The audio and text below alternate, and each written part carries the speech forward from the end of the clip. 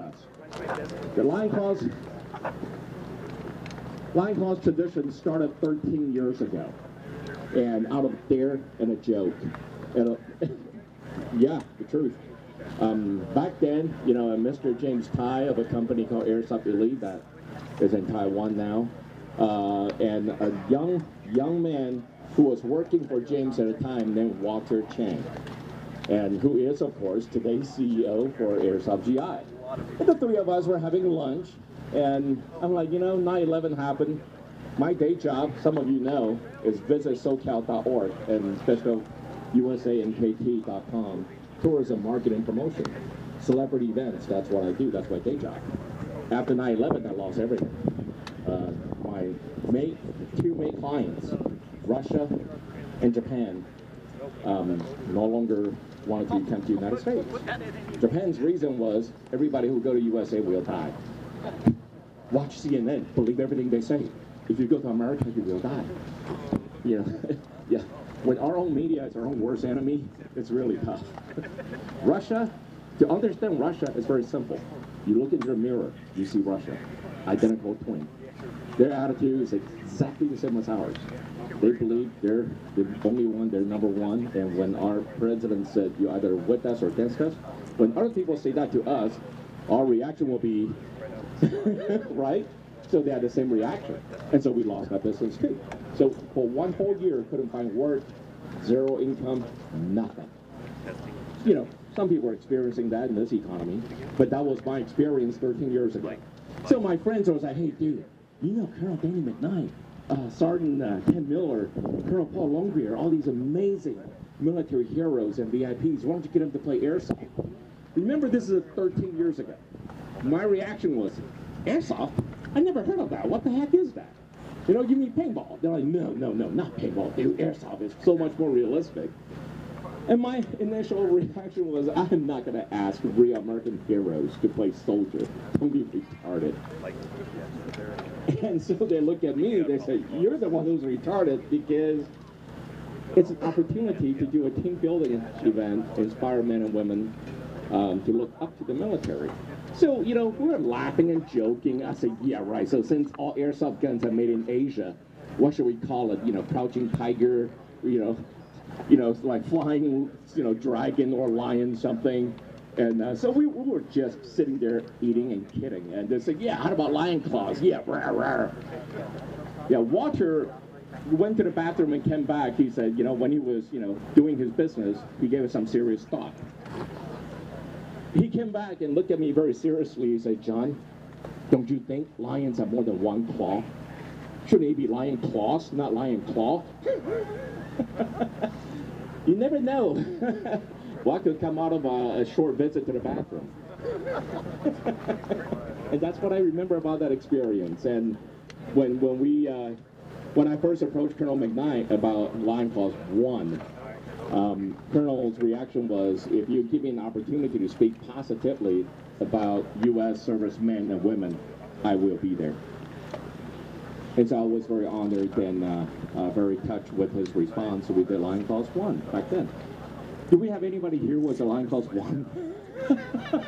Oh, God. 1, 2, 3. Yeah, there was only 80 people. I had to go to, like how you, sometimes you go shopping, you come out of the shopping center and some asshole put a flyer in your car. Yeah, I was that asshole 13 years ago. With a very cheaply made printed postcard says Lion Claws.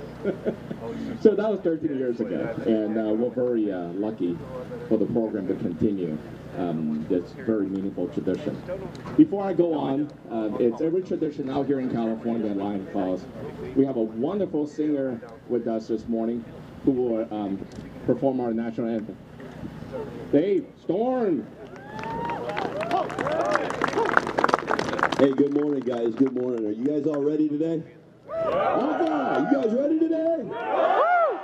Bravo. You guys ready today? Contractors, are you guys ready today? You better break my... All right, let's get this thing rolling. Oh, say, can you see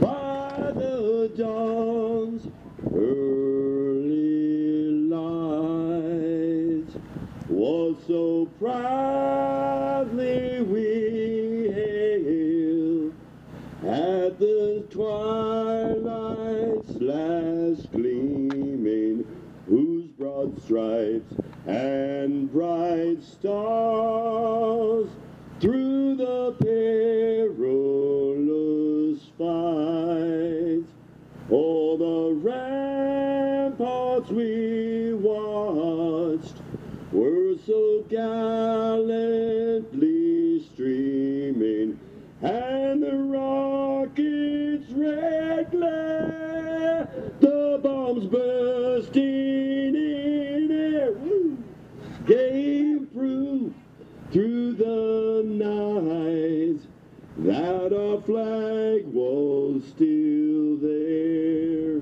Oh, say does that star-spangled banner yet wave? Oh, the land of the free and the home of the brave.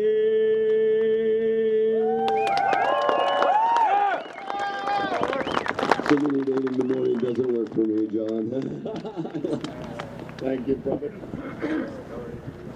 You all sound like George Decay. That's always one of the best moments for Memorial Day weekend. That's amazing. Good stuff. I'd like to introduce you to a very dear friend of mine. When I first met him, I was a travel agent, and I'd never ever seen a Russian person before. So when this 6 foot some pale white thing walked into my office and said, "Hello, my name is Igor. I came for some money." What? What did you just say? What do you want from me? My contact, his name is Jose Terratoya. Jose is about 5'6", kind of brown. You are 6'4", kind of pale. I'm not giving you a $35,000 check. So I had to call my bus company manager, Jose. I'm like, dude, there's like this. He's like, yeah, I know. Yeah, this guy with a funny accent, right? Real tall. Yeah, it's okay. Give him the money. It's okay. He's legit. So that's welcome my dear friend, my brother, Santiago Tafra. Good morning, everybody. Thanks for the introduction, John. Really great. But it's a real story. It's as strange as it sounds, it was. Well, last summer, Master Sergeant Max Mullen invited me, already more. He invited me to celebrate his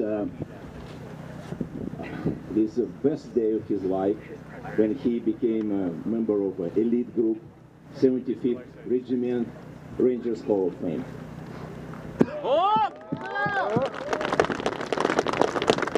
Yeah, I was humbled. I went to Atlanta. I met Mac's family. I met hundreds of soldiers of 3 generations of them. So it was excellent experience, and for me, I mean, tell me 34 years ago that when I was in the service army one day, I'll be there. It would be just, unbelievable. I saw enormous respect for Master Sergeant. I met many soldiers who've been under his command.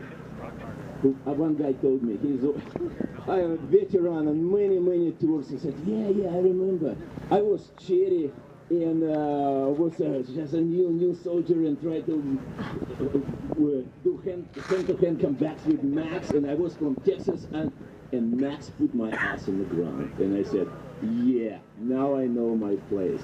So this gentleman already almost 40 years old, and so change of command of the regiment, had an opportunity to observe it, and while I was sitting on tribunes and watching these elite soldiers, and Max point one officer, point the other officer who already high-ranking officer said, yeah, I remember this young gentleman, he was a lieutenant, he just came in. It was real. But The speech Max made, Master Sergeant, was absolutely excellent. One of the best speeches ever. I mean, all this from the Hall of Fame, I mean, his people. His main point was, look, because of course there was lots of young soldiers, and he pointed and said, look, young soldiers, that's, I even could not imagine years ago that I would be here right now speaking in front of you. That's up to you, young gentlemen. Take it, work it, and you can, if I made it, you can make it as well. So it was very inspiring, and it was really good. It's great, and thanks Max for invitation. I really appreciate it. It is my heart.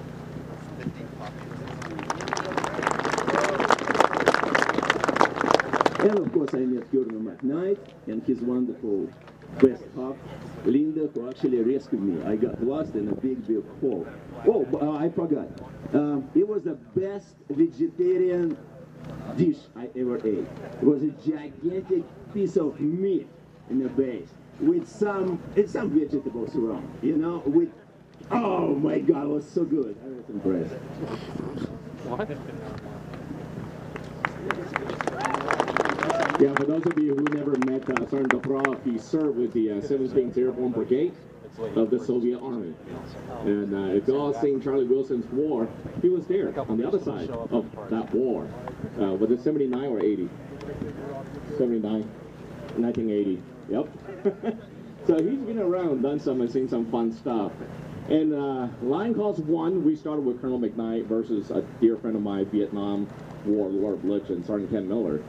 And second year, we brought in a fireball, Master Sergeant Mullen. I remember when Master Sergeant Mullen first came on board, I told Sergeant Ken Miller, I said, you know, you need to talk to this friend of yours. Come to tone me down a little bit. Man, he's like scaring people. And the tradition continued with the Marshall Die Company, Bravo Company. Let's give Master Sergeant Mullen the big hand.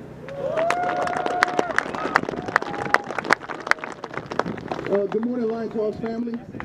I always see this all the time. It's good to be out here. It's like a reunion.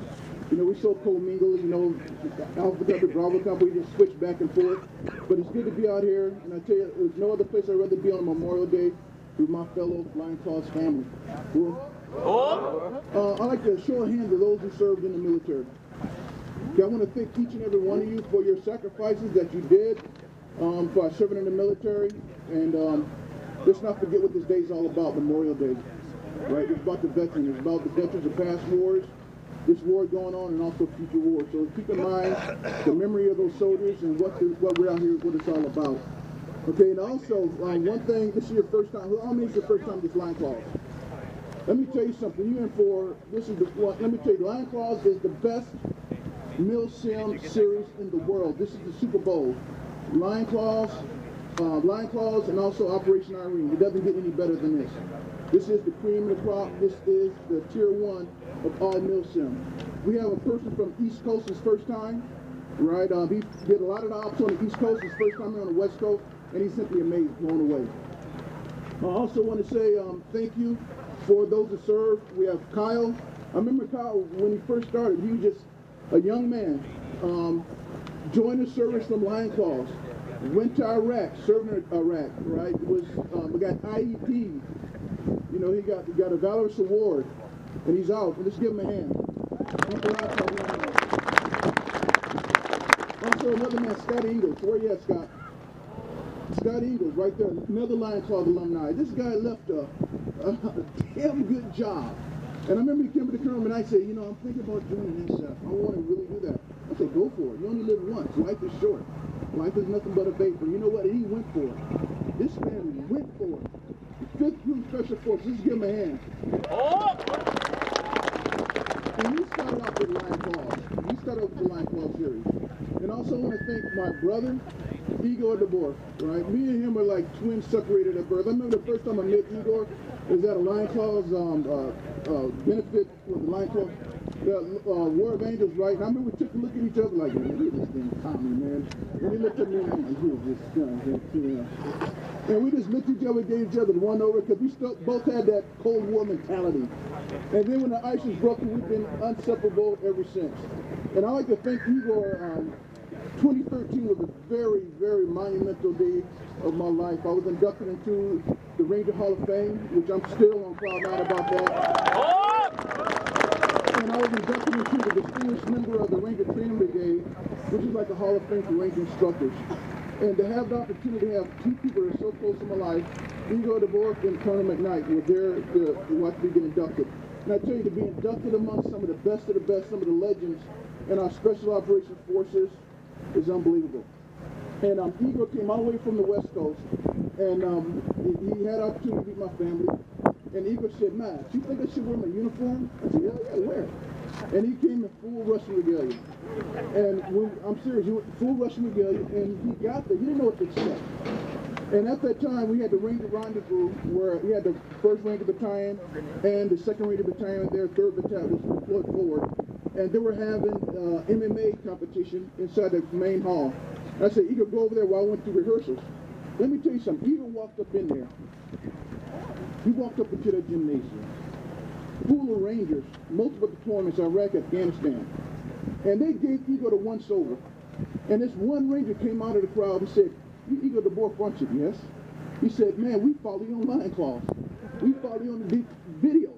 And these guys were coming out talking to Igor, and he was absolutely amazed.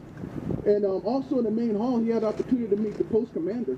And I told the post commander that he served in Afghanistan. They spoke for almost 15 minutes about the war in Afghanistan. And he was even given an invite to come back at a future date to talk to the regimental staff at to tell him about his experience in Afghanistan. So that shows you how this line clause, man, this is. You got guys right from 3rd Bat say, "You know, we got to form a team." I said, "You know what? I tell you, form a team, you better come with J game, because you got some military up there to roll you guys up." No. We got out there. I tell you, these guys are good out there, so they're going to gun for you, and they're going to come out here. And they want to come out here and try to make an imprint on one of the best line clause series in the world. And also, Colonel McKnight, my battalion commander. We just had the the best Ranger competition back in April. And that opportunity to see 2 men, Colonel McKnight and Lieutenant General D.B. Grant, the best Ranger competition is named after. These 2 men who were so instrumental in my military career. When I first met Colonel when he was the captain, when General Grant told him to take my information down to set me on a road of success. And have those 2 men there to thank them personally. I mean, words cannot even describe. I tell you, Colonel McKnight is my battalion commander. I will follow him to the end of this world. He's one of the finest commanders I have the opportunity to serve under. Even to serve under him after all these years is still an honor. And sir, I love you. I love you. And also I want to thank John Lou. I mean, John Lou, this man is absolutely incredible. He doesn't sleep. He puts 110% in a line clause series. This man is just jet setting all over. And just the smallest section from line clause 1 to this is absolutely phenomenal. And one thing about John, he go and look for those exotic locations. And everybody want to be like line clause. Everybody want to be like John. But there's only one John here. There's nobody. Always imitated, but never ever duplicated. And John, I want to personally thank you, man, for the line clause series. You know, he's my brother. He's my brother. You know, I shared a lot of intimate stuff with him, and he. I can come out the closet now, so what you talking about? But I shared a lot of personal things with John, and I want to, John, Igor, Colonel McKnight, they've always been there in my corner, and I thank them. And also the alumni, you know, those that are here, you know, Alex Kilo, where Kilo at? Alex. Served the 3rd Bat, we served the 3rd Bat together, we got the alumni here, and, you know, I've been going to Alex for years, trying to get him back out there to the East Coast to make a pilgrimage to Mecca, which is Fort Benning, Georgia. But I want to thank everybody, Line Claw Angels, you know, Anya, hope you don't backstab me like you did at the last event. Man, she backstabbed me, dude. And you know what she had the nerve to say? "Hey, nothing personal, Max." Okay, got you. Right? I got my eye on you. The Line Claw Angels, the new Line Claw Angels, my brother Dave Storm. Hey, they sing the national anthem every year. That's one of the hardest songs to sing. And I want to thank you for your friendship. I can go on and on and on, but hey, we got a war to do, all right? Guy, my brother, Shalom, you know, the Hatchet Force, boom, you guys make this thing happen. All right, it's not about winning and losing. It's about having a good time in the end. Cool? Oh.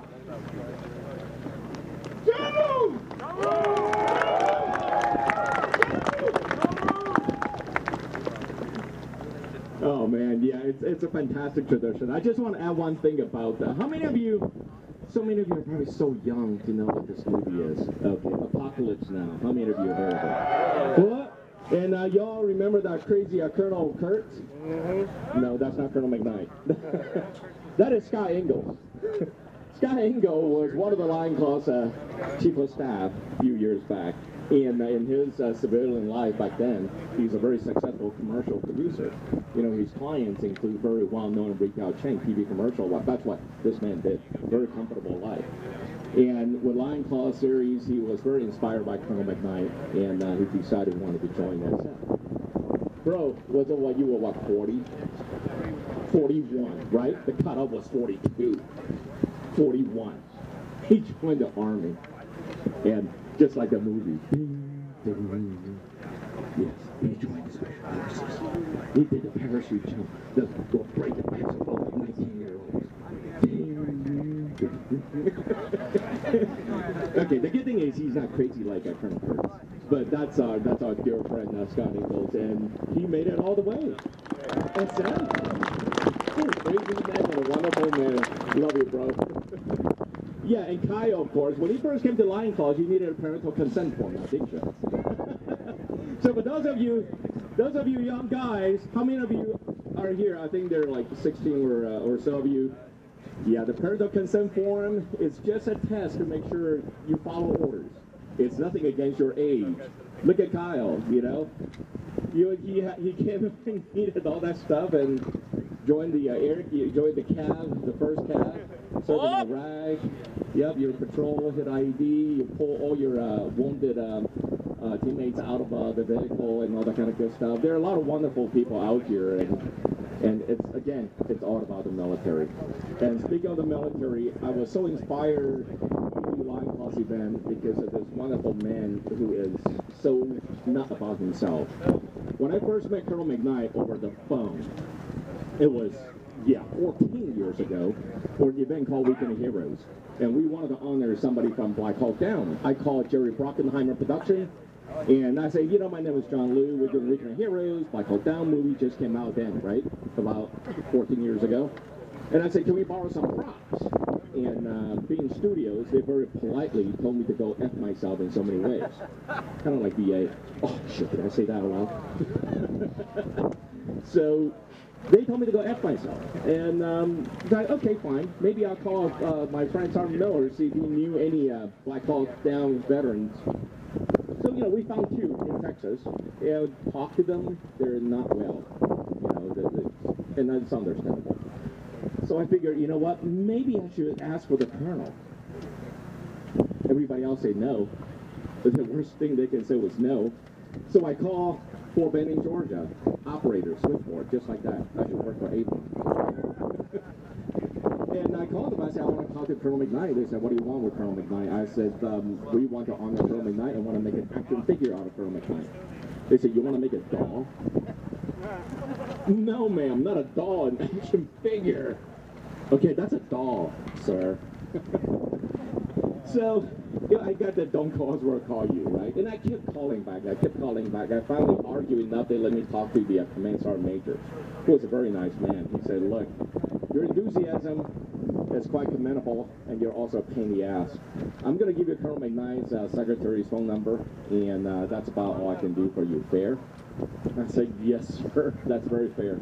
So I talked to the secretary and explained exactly what I wanted to do, and she said, you want to make a doll? You play with dolls? No, ma'am. Never mind. So she's like, look, Mr. Liu, why don't you give me your number? Because the movie Black Hawk just came out. A lot of people try to get a hold of Colonel McKnight. Most of it are weirdos, and we just don't know. What do you people want to do? So I left my phone number. I'm like, yeah, okay, you know what? I'm not going to disrespect the lady. I came pretty far. It's good enough. In 10 minutes, I got a call back from the lady. She's like, here's Colonel McKnight's phone number. He's interested in knowing what you have to say for yourself. I was like, wow, really? It's not a joke. So I called Colonel, and the first time talking to Colonel McKnight, I didn't really know where to go, what to say. I say, sir, Weekend Heroes, we want to invite you out here to honor you as an American hero. And he said, well, right there, you and I already fundamentally disagree. I'm like, great. 15 seconds in our conversation, I already pissed off the guy. Shit. So, Colonel said, we already fundamentally disagree. He said, I'm not a hero. I'm just a soldier doing my job. He said, my men who died out there, the real heroes. And with that, Colonel McKnight.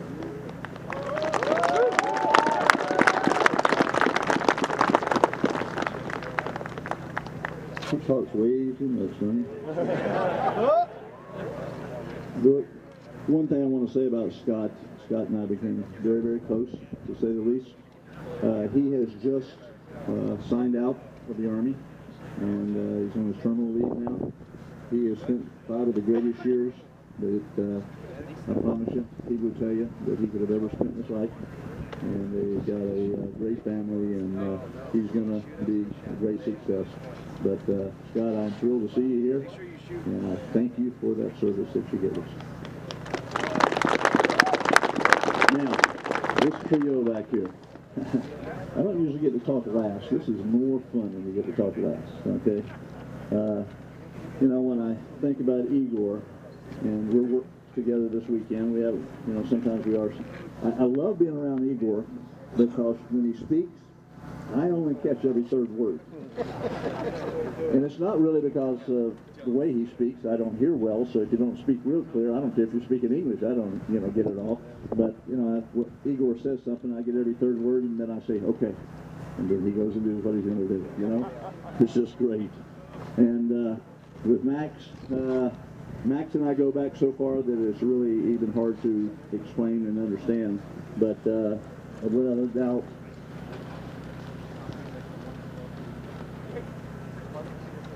when I look at non-commissioned officers, the most important part of our military are non-commissioned officers. I could have never, ever had a greater privilege and honor than to serve with Max.